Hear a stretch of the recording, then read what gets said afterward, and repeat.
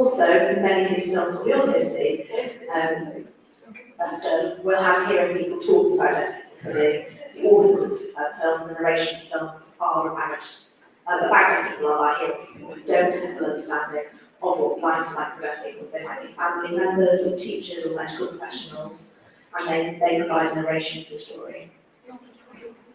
Another problem that we see in lots of these films is they're just not accessible at all for a deaf audience. So, for example, there's an access to sign language, things are subtitled, or there might be a little bit of sign language, but it cuts off halfway through a sentence, so we don't see full concepts presented in sign language. So they're also very, very inaccessible for deaf communities. So what this results in, that many of these films that are about deaf people are actually an anathema to deaf communities. Deaf people don't want to watch them, they're too interested in them, they don't feel represented in them. And that's why, for us as deaf filmmakers, we want to show a different perspective and a different way of working. So how are we doing things differently? So we've made 3 films. They're all feature-length films. And these films are all deaf-led. They're inspired by deaf people, they're produced by deaf people, they're shot by deaf people. The interviewers in these films are deaf. The editors are deaf. So we're using the experience of people who know sign language and use sign language to guide the process from start to finish. So our films aren't aimed at providing deaf awareness for wider communities. Our films are multi-layered and multifaceted and show a variety of experiences. Also, the way our films are edited show examples of specific sign language usage, so that people in the audience who know sign language will be able to learn and benefit from the way this information is presented. So it might be in a mainstream audience. It's not a mainstream audience who wouldn't learn from these films, they would learn from these films, but people who know sign language will be able to get more from these films, because we show specific examples of how sign language is used. So we're showing a mainstream audience a more genuine deaf experience. We don't provide voiceover in these films, so when people are using sign language, everything is subtitled, but there isn't a voice added. And sound also doesn't play a big part in our films. So our films are very visually rich, but the sound that accompanies is very basic, because we don't use a boom or any kind of specialist audio equipment in our film. We don't put music in most of the films, so sound is not one of our priorities. So we try to keep the natural sound effects from the environment that we work in without adding any things on afterwards. I'm going to hand over to my colleague Erin now.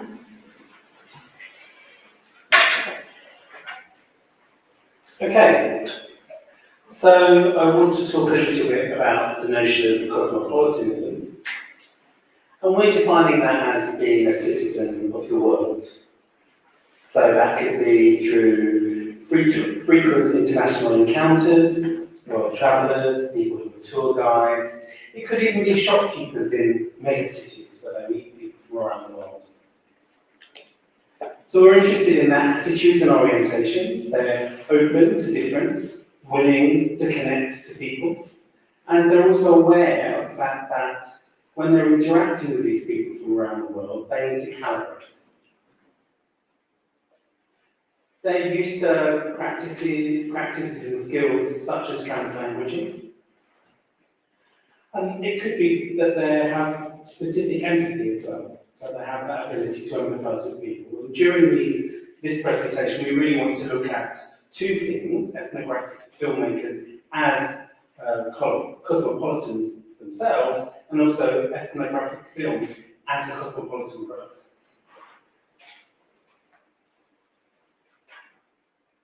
So I suppose one of the things for us as deaf people is that language is always central in our ethnographic films. And language is central to this cosmopolitan practice as well. But often, academics really focus on, there are very few academics who actually focus on cosmopolitanism with a language-centered approach. So really, when we're doing our analyses and we're making our films, we're engaging in that filmmaking, we want to make those connections.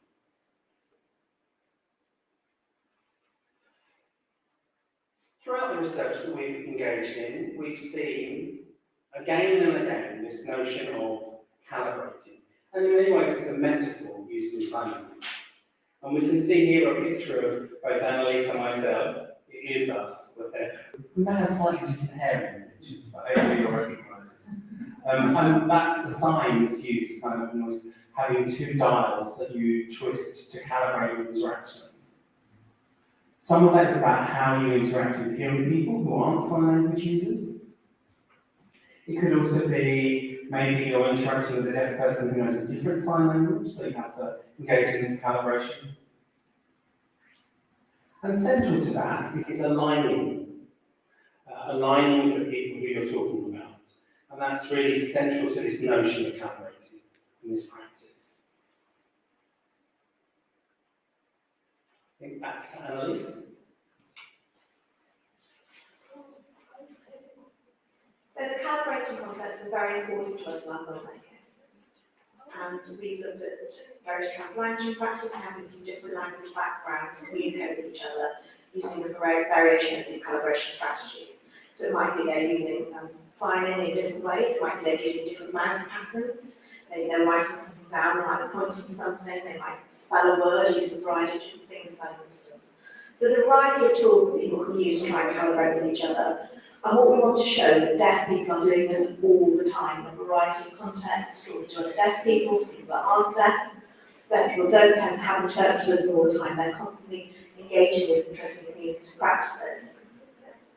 So when deaf people from one country meet a deaf person from a different country, there's some really interesting language practices that happen here, and that's what I want to document for some of these films. We're going to be showing a couple of examples today. One is from a film that I made, which is based in India, and the second is a film that Erin made, which is based in Bali. So first, we talk about my film. So I made this film when I was studying at MPI in Nottingham. And this was back in 2015, so some years ago now. And the topic of this film was how deaf people navigate daily lives in Mumbai in India. So how they engage in communicative practices in shops, in trains, in the streets. So for me, as a white European person arriving in India, I saw a huge variety of gestures used by deaf people to communicate with hearing people just in everyday life. And it felt that communicative practices are much smoother there than they are in the West, where deaf people often struggle to gesture in the same way they did with the fluency. So we looked at deaf people who were shopkeepers and also deaf people's communicative practice in shops with hearing shopkeepers. So we looked at how deaf people used the toolkits that they had and calibrated their different language practices in these environments, and we've got lots of clips that I can use to demonstrate this. So we looked at how deaf people communicate in different ways, so how deaf people found ways to communicate. And just being open to this difference as well. So I'm going to show you 3 clips. So the first is a trailer for the feature-length film.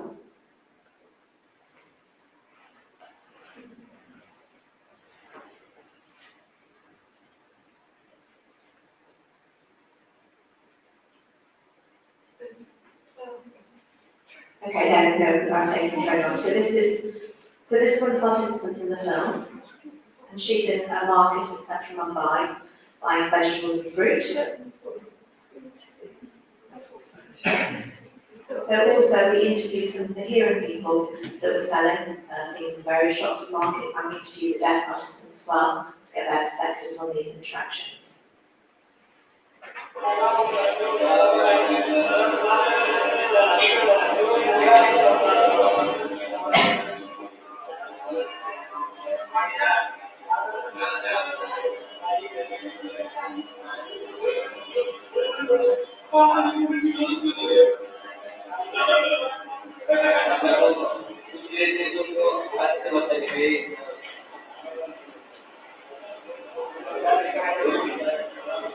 So the line of black's an interpreter.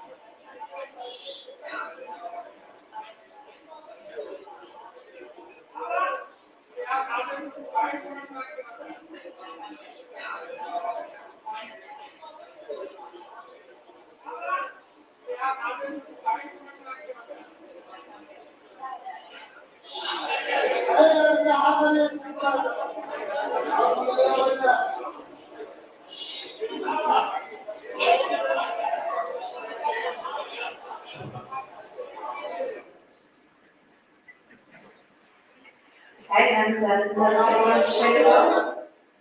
So this is the same woman, but this is the shop, so you'll see the difference between in a shop and a market. So in the market space, you see people don't tend to write very much, but when she's in a shop, she uses more writing to communicate, but also this combined with gesture.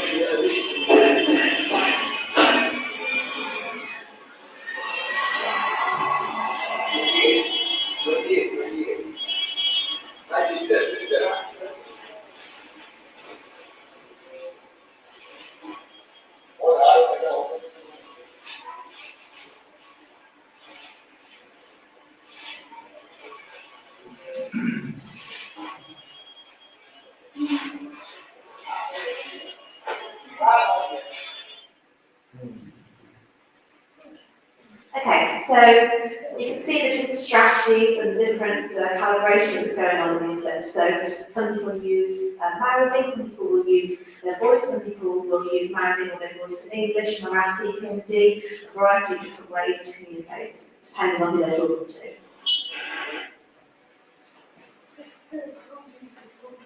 So if I talk a little about how this film was made.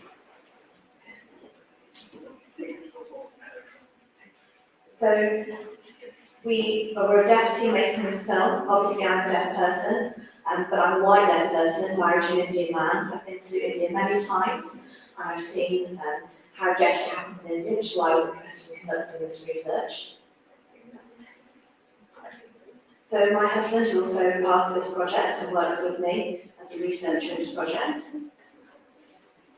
We also wanted to work with Indian deaf people as camera operators, but of course they needed training. So we had somebody from Belgium, I'm a Belgian person, I should probably add, from Belgium who came to India to train camera people in different video techniques. So we worked with people who'd previously done some filming, maybe made short films themselves, but were taught how to use different styles of camera work that was suitable for Ethnographic film. But also the process by which the Belgian camera operator taught the Indian deaf people to use camera work was through a process of calibration, through a process of trying to find mutual strategies to communicate, and also the bridge between different communities and backgrounds and different cultural backgrounds. I will show you a little clip from the training, and my husband very much acted as a bridge between some of this communication. So you'll see the two white deaf cameramen here who are training the Indian camera team. We really wanted to train some female camera operators as well, but unfortunately we weren't successful in finding any. We didn't find anybody who was interested or had any kind of experience that they wanted to build upon.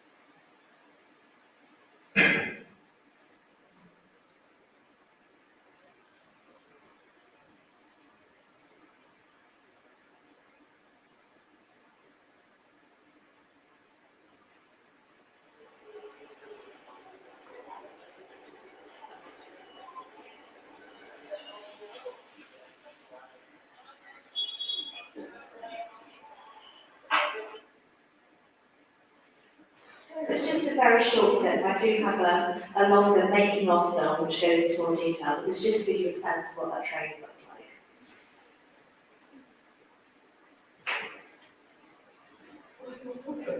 And just relating to cosmopolitanism, I think what's really interesting, for me as a white Belgian European, talking about gesture and sign language, they're two very different concepts to me. So for me, I would say sign language is the language that's used, whereas gesture is introduced to people that don't know sign language. So here we have those as two very separate concepts. However, the Indian framework is very different. So in India, they would say these things are all signing. If it's a hearing person that's using gesture, that's signing, because there's no different framework for those two concepts in India. So when we're talking about this, means the framing is just the same. So we wanted to really better understand their framing and also the framework that we used, and the way to bridge these differences in understanding was via my husband, who worked with me in this film as a researcher. So he was my research assistant, and he did some filming, some interviews. So me, him, the cameraman, and the interpreter travelled around doing some of these films. But also we later decided that Suji, my husband, needed to be part of the films as well, because he was able to give more detailed contextual information as to some of these ideas around signing and gesture, because we knew that many European people would watch this film, and so we needed to provide some social context in order to help people fully understand this. So when he was interacting in shops, we would show him, explaining how he was having those different communications in shops with people in different ways. So I'll show you a clip from the end of the film, in which Suji is giving some contextual information to help you better understand what's happening in the clips that we show. So this is my husband and my eldest son.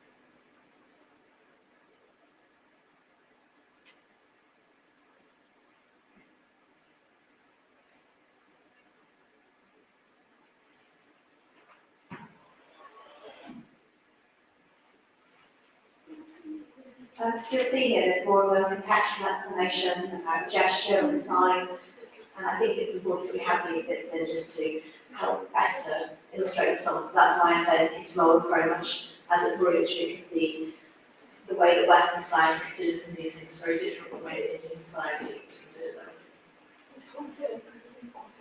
So that's how a film can be cosmopolitan in terms of its production.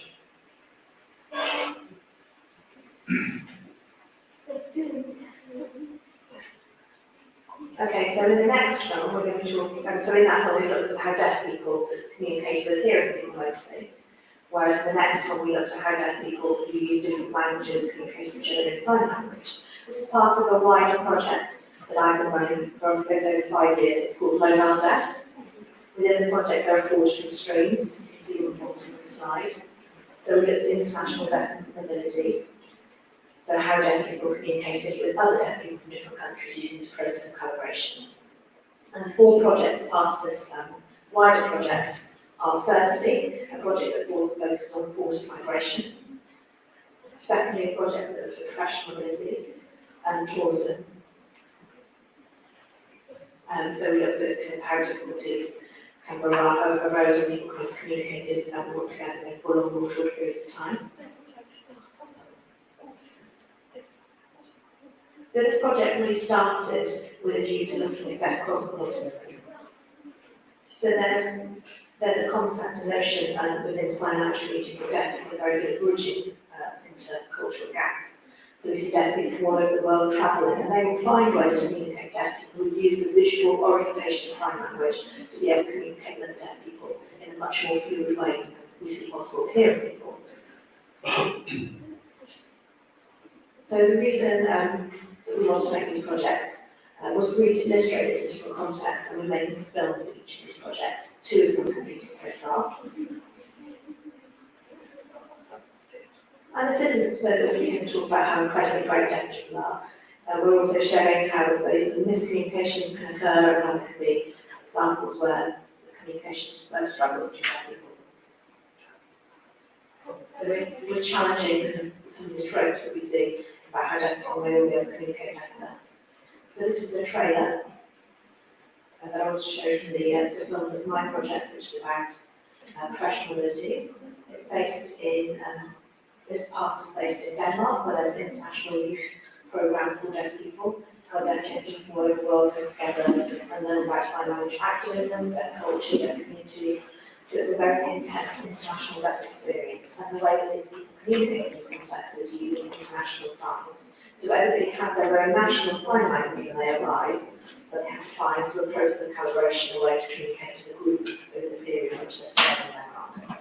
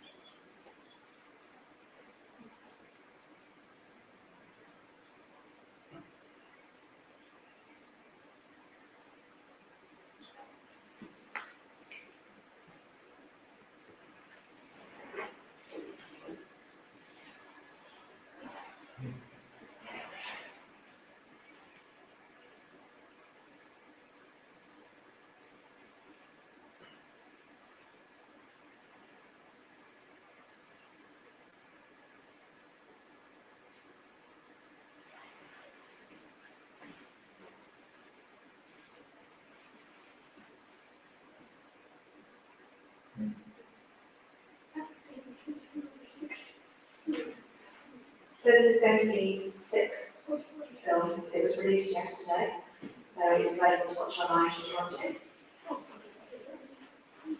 So one of the other films as part of the project focuses on tourist abilities in Bali. I'll ask Erin to speak to that now. So firstly, we'll show the trailer of that film, which focuses on tourism in Bali.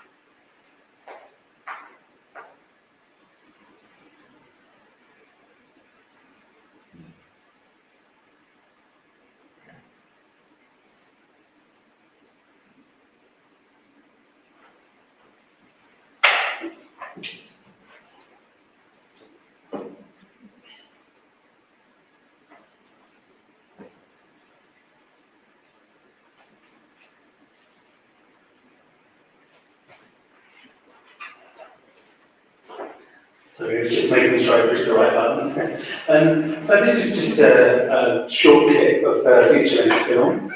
It's 1 hour 40 minutes, so it's a long film. It was very hard to try and edit down what was there, just because there were so many layers in those interactions with their tourists. One of the things that's interesting about Bali is that it actually has what's known as a deaf village called Bengala. And so often deaf tourists want to go to Bali to go to this deaf village.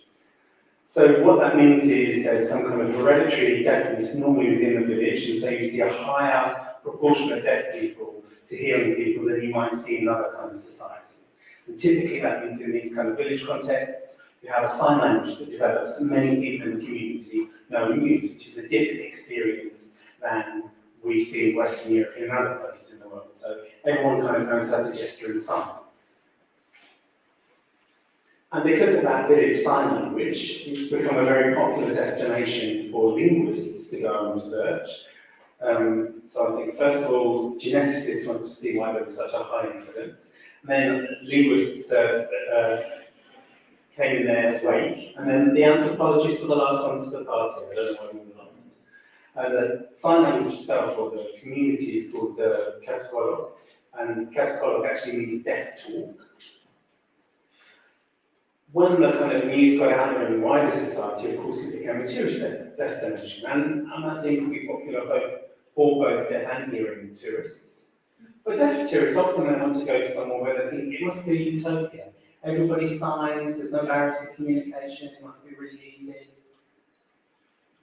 So it's in the north, as demonstrated on this map here, about 4 hours north to south, so most people often tourists from the south, so it's a 4-hour trip.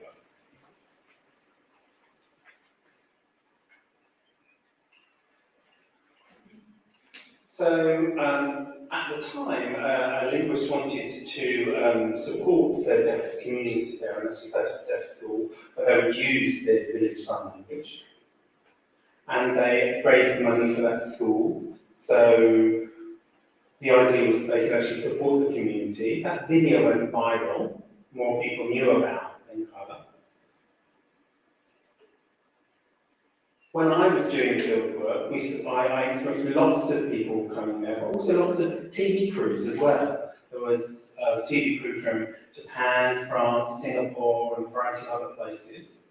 But I want to show you a clip which focuses on the deaf village, Cosmopolitan, and there'll be a clip that I'll also show later, I think, as well. But in this clip, I really wanted to show the difference between kind of the deaf and hearing gazes that were in terms of the filmmakers. So even in this example, this is the back of Yorn. So Yorn was also the guy who was in India as well. And he's filming and looking at the hearing tourists who are looking at us and looking at the deaf people in the kind of deaf villages. So that was a TV show, that's a TV crew from Singapore. They were interested in going to the island to see, different people, these exotic deaf people, and for people to go there, it's quite a cheap place to go. So that seemed to be the kind of take of their tourist program.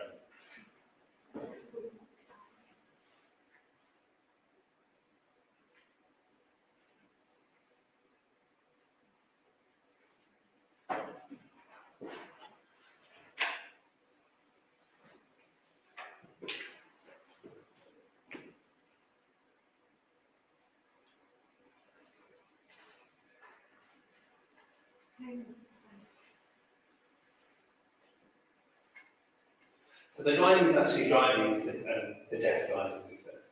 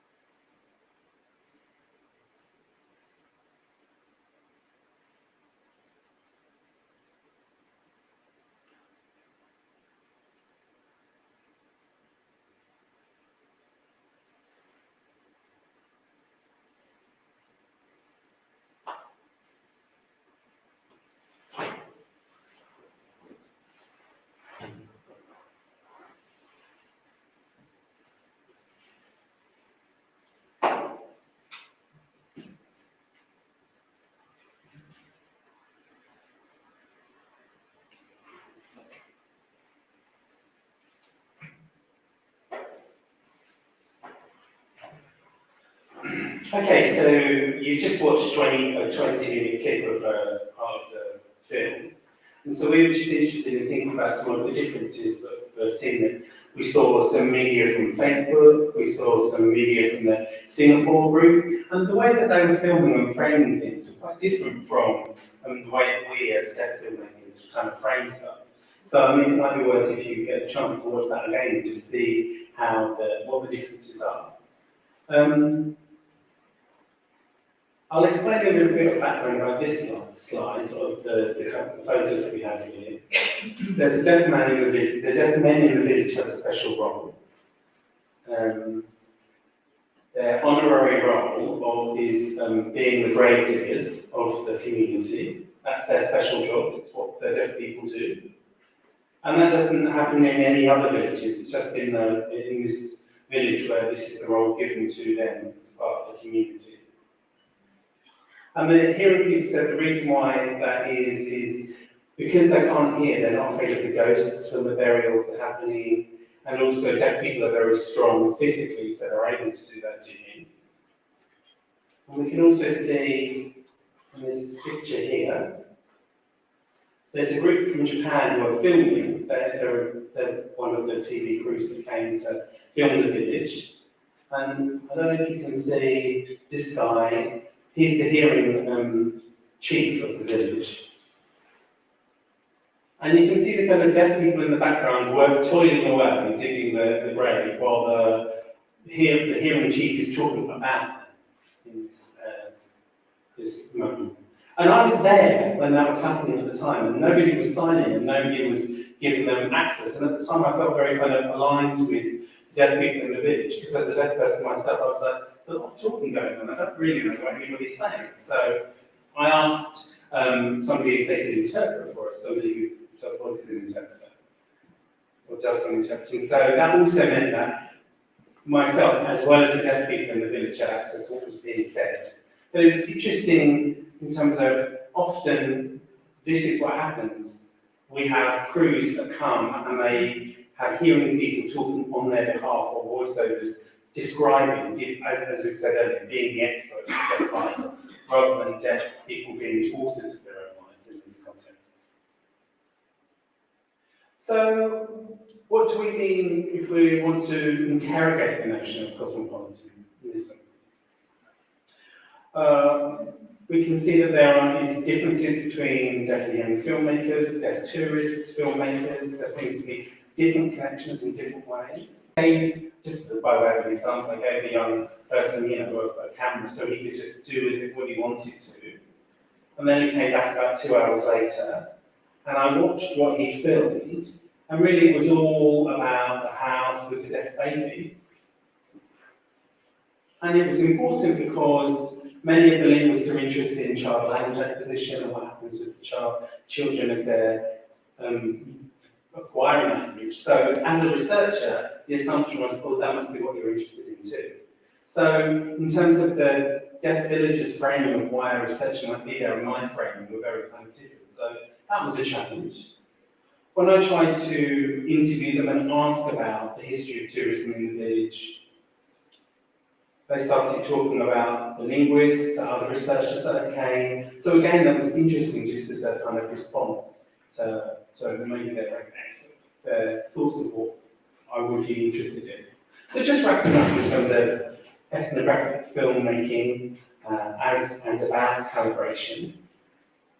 We filmed a lot of people's interactions, deaf people's interactions with centering language. That was really our way of coming into our entry point, coming into the ideologies and the structural inequalities that we see. So mobilities and immobilities and resources that people have. Within the filmmaking team, that process itself we felt was a cosmopolitan process in terms of the calibration that we had within the team. I'm from the US. My first language is English and American Sign Language. I worked with Annelies. I learned British Sign Language. I learned it with Indonesian Sign Language. So we're all starting to expand our resources and calibrate within the team. And that was part of the process that enabled this filmmaking to occur.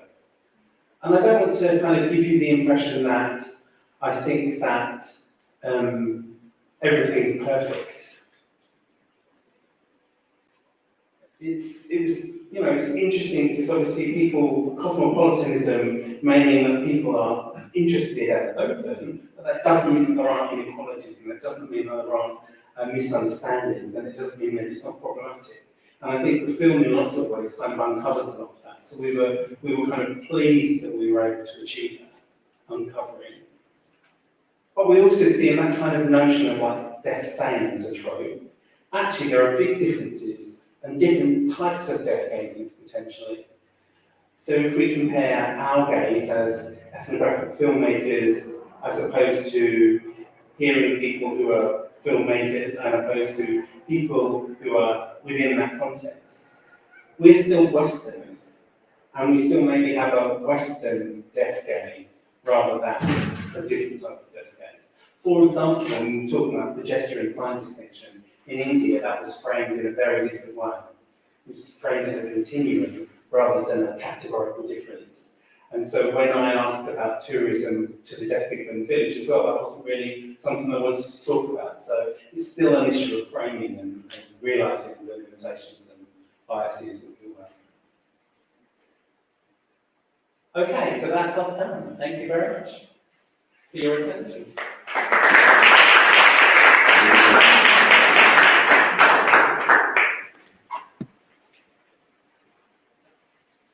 You know, when I was younger, if you wanted to buy a liquor, alcohol, for the weekend, you had to be at the store before 4 o'clock on Friday. So then it was a friend of mine who knew sign language. And the others were standing outside and the other was inside. So he took orders from people who were late for the store and could communicate with the one who was inside. So they had a small business doing that. Anyway, thank you very much for bringing us and showing us this part of the world, so to speak. Yeah. And when we are teaching anthropology, we find that students they think that if you have to get information, you have to interview people. And we are trying to convince them that you should observe, you should use observation first of all, and try to make sense when you're doing field work. You should not depend on interviews. You should not ask.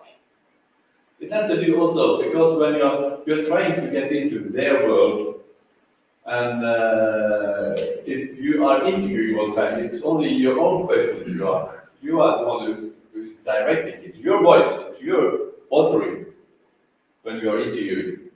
Instead of that, when you're doing field work, you're after their voice.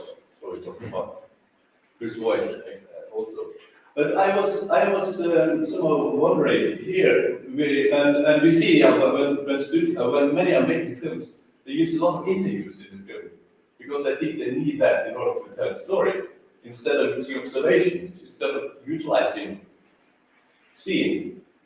But here also, I think you're using a lot of not talking heads, but talking hands. So I was wondering how you see that when you want to tell your story.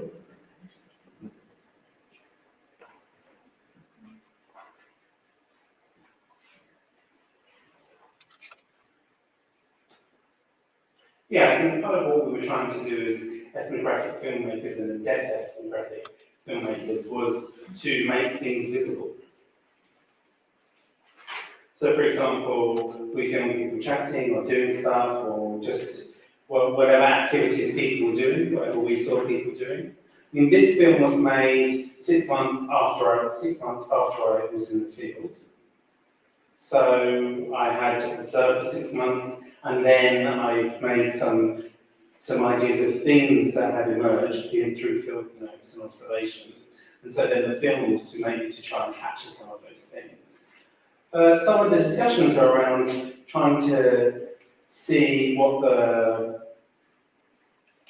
ideologies are emerging within those moments. So, for example, the woman from the Netherlands, who she wanted to see a strong deaf community. She wanted to, poor countries don't have the problems that rich countries have. I wanted to see that kind of strong deaf identity, and then when she arrived, she saw something which seemed to be very different from that. The deaf village kind of didn't really necessarily live up to her expectations, and the identity construction within that context is different from how Western deaf people may imagine it to be.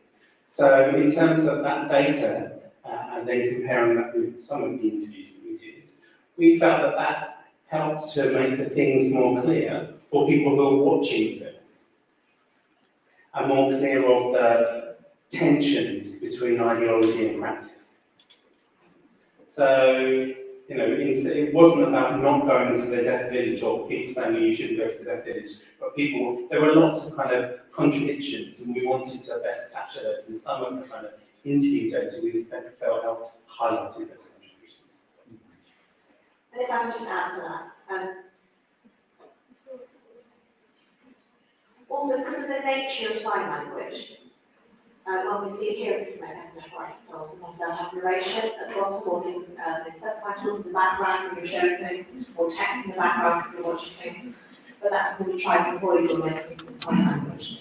So naturally, having things in sign language lends itself more to providing talking heads or providing narration in this way because of the nature of sign language.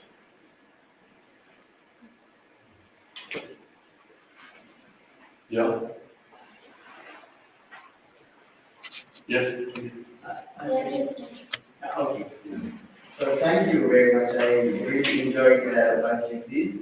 It's really lovely.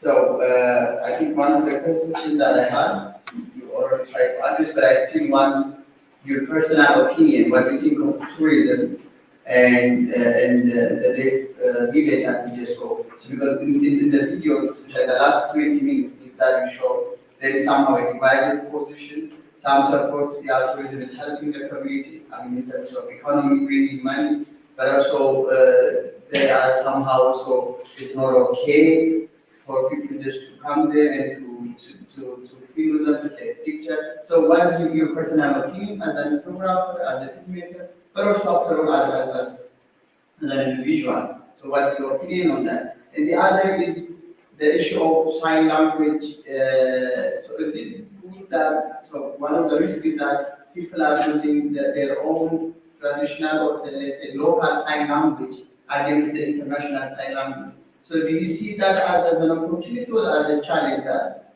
now we are having somehow more uniform and similar, or having a diverse sign language? So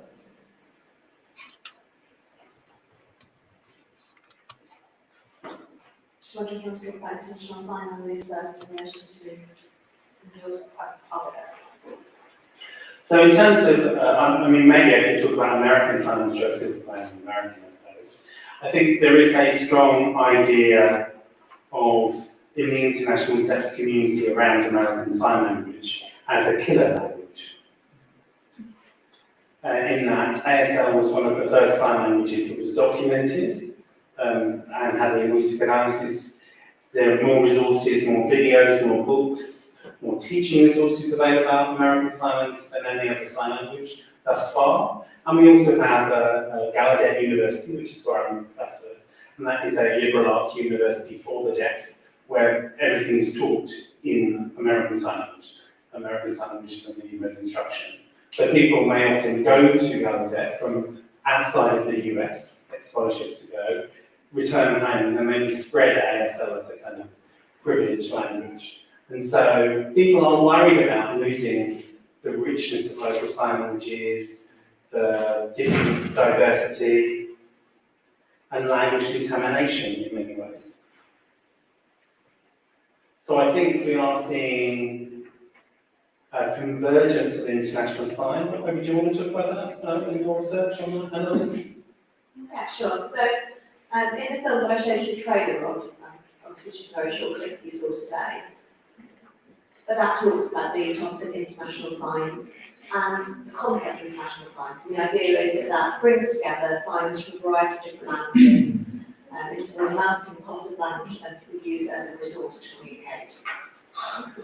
So, that's not a there's a lot of discussion there about not just using American Sign Language, but using it's from all sign languages and it being a blend of sign language.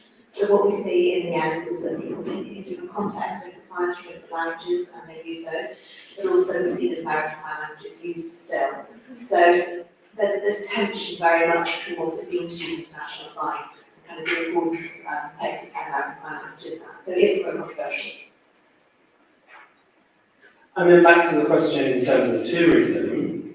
I mean, in terms of that deaf village in Bali isn't the only deaf village in the world. We are finding more of them, and many that have been found.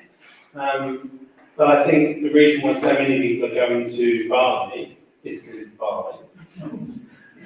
I mean, I think there's always Bali, and then I'm like, oh, while we're there, we can go to the deaf village or whatever. But it does seem to be problematic. You know, for the people who, just going, somebody saying, waking them up and, oh, come sign with me, just for my own personal pleasure or experience, my own gratification. That doesn't sit well with me, I would say. It's not something I would do myself, I don't think. But then again, I'm an ethnographer, so, that's what we do. Same difference. Yeah. Yeah, thank you very much. I first have to admit that I was have been still are very ignorant in your field of research, and wanted to thank you for bringing my attention to this. And then I started thinking, for some reason, I think because of the first film, it made me think of Forest of Bliss, a film by Robert Gardner. That probably was the first long observation from this goes in the direction of Porter's question, that didn't use any subtitling and relied exclusively on sensory impressions. And I was wondering, as Porter said, your research and your film examples very heavily rely on communication. How would, this is really maybe a stupid question, but I'm genuinely interested in how this whole sensory term in anthropology, how that affects your work and your research, and if that's an issue of interest, how that's included in the discourse.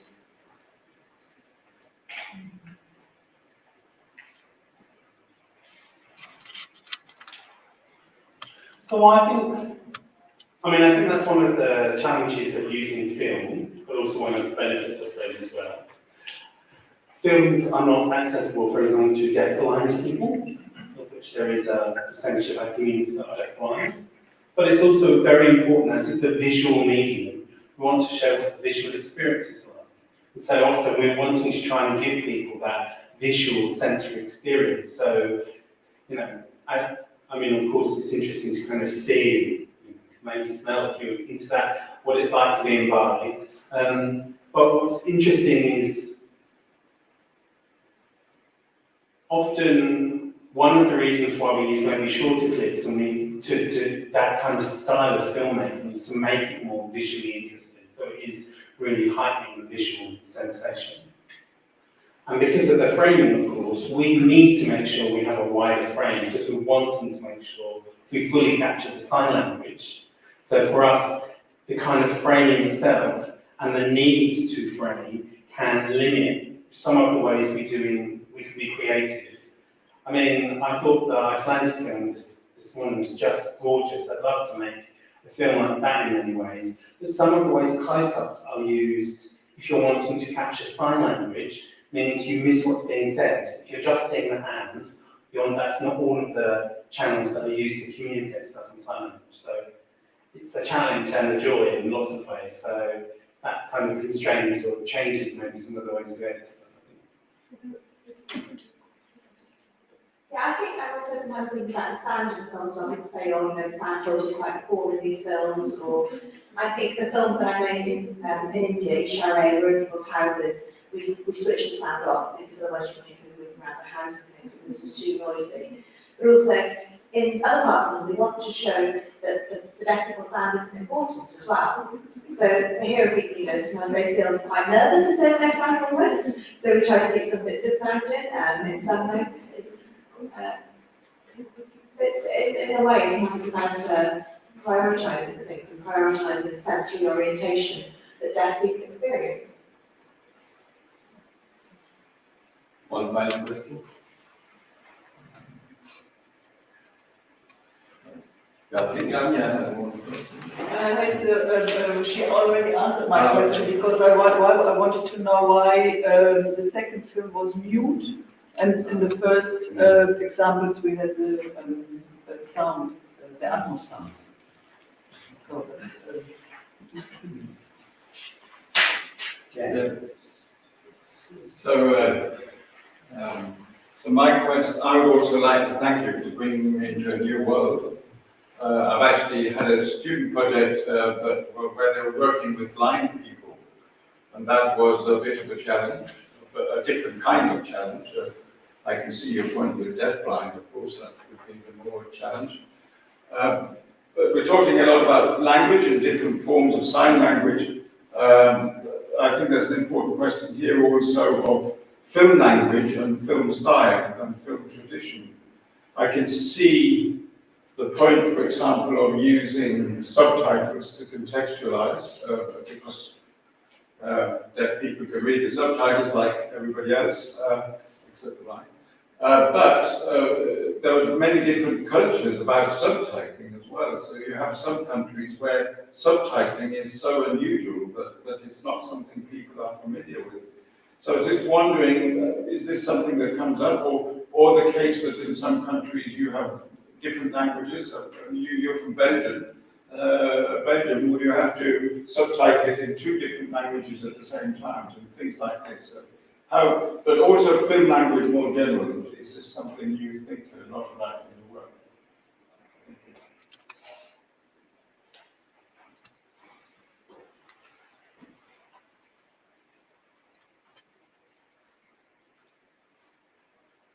I suppose ethnographic filmmaking is really kind of very new. I suppose Annelies is probably the first deaf ethnographic filmmaker, maybe I'm the second. So in that way, it's a new film language that's maybe emerging, or we're thinking about, sure.